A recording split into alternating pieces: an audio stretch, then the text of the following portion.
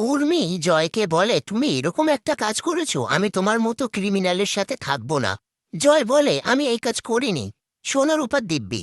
উর্মি বলে, ওদের নাম নিয়েও তুমি মিথ্যে কথা বলছো। পাশ থেকে দীপা বলে, জয় সোনার উপর নাম নিয়ে মিথ্যে কথা বলবে না।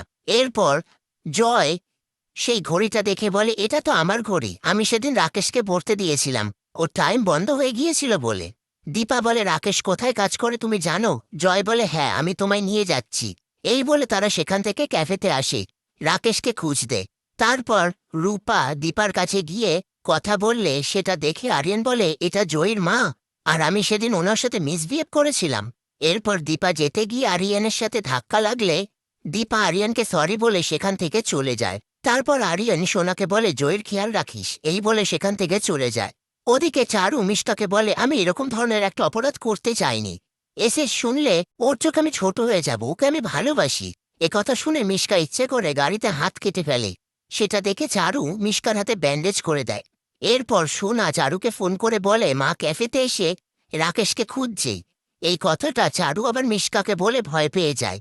মিষ্কা বলে, ধরা পড়ে গেলে কিন্তু আমার নামটা যদি উঠে আসে তাহলে সবাই আবার তিস্কা ভাববে না, মিষ্কা ভাববে।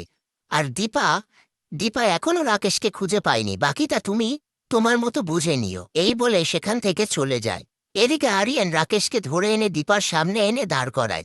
তারপর রাকেশ দীপাকে বলে, আমি যা করেছি আমার মেয়ের জন্যই করেছি। দীপা বলে, কি হয়েছিল আমায় বলো।